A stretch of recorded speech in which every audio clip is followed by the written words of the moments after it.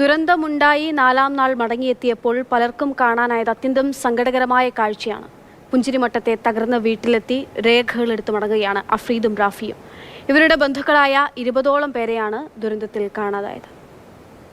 പുഞ്ചിരിമേട്ടിലാണ് ദുരന്തമുണ്ടായ ശേഷം ഇത്രയും ദിവസം പിന്നിടുമ്പോൾ അവരുടെ വീട്ടിലേക്ക് വരികയാണ് പലരും. അപ്പോൾ കാണുന്ന കാഴ്ച അത്യന്തം ദുഃഖകരമായിട്ടുള്ള കാഴ്ചയാണ്.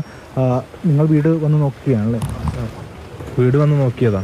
വീട് പൂർണ്ണമായി നശിക്കുകയും അവിടെ ഒന്നും എടുക്കാനും പിടിക്കാനൊന്നുമില്ല. എൻ്റെ വാപ്പാൻ്റെ വീട്ടിൻ്റെ പെങ്ങളുണ്ട്, അവൻ്റെ വീട് കുറച്ച് പോകാത്ത നിലയിലുണ്ട്. അപ്പോൾ അവിടുന്ന് കിട്ടിയ സാധനങ്ങളിൽ എടുത്ത് ഞങ്ങൾ വന്നതാണ്. ഇപ്പോൾ അവിടുന്ന് ഇപ്പോൾ കിട്ടാനൊന്നുമില്ല. ഈ ബാഗും പിന്നെ അതായി പുറത്തിട്ട ബാഗും പിന്നെ കുറച്ച് സാധനങ്ങളേ ഉള്ളൂ. ഡോറ് തുറന്നപ്പോൾ ഇപ്പോൾ ഉള്ളിലേക്കും ചളിയൊക്കെ കയറിയുണ്ട്. രേഖകളാണ്. കുറച്ച് ആധാർ ഉൾപ്പെടെ ഇറക്കാൻ പറ്റിയില്ല, ചാവിയൊന്നും ഇല്ല. ഇപ്പോൾ എടുത്ത് വന്നിട്ടേ ഉള്ളൂ. അന്ന് എന്താണ് അപ്പോൾ നിങ്ങളെങ്ങനെ ഇവിടുന്ന് പോയി ഇത് വരുന്നത് പറഞ്ഞു? ഇത് വരുന്നതിന് മുന്നേ ഇവിടുന്ന് ന്യൂസ് കിട്ടി, ഇങ്ങനെ ഒരു അപകടം ഉണ്ടാകാൻ സാധ്യത ഉണ്ട്, ഇവിടെ എല്ലാവരും ഒഴിഞ്ഞു പോകണമെന്ന്.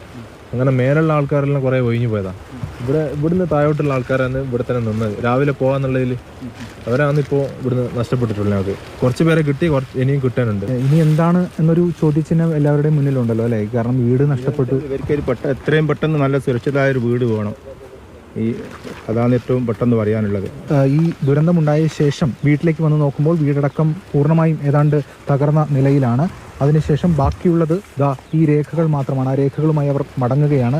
ഓരോ ദുരന്ത പ്രദേശത്തെയും കാഴ്ചകൾ ഇതുതന്നെയാണ്. വളരെ ദുഃഖകരമായ സങ്കടകരമായ അവസ്ഥയിലൂടെയാണ് ഇവരെല്ലാം കടന്നു പോകുന്നത്. ക്യാമറമാൻ ആന്റണി ഗ്രിഗറിക്കൊപ്പം എസ് രാഗിൻ, മാതൃഭൂമി ന്യൂസ്.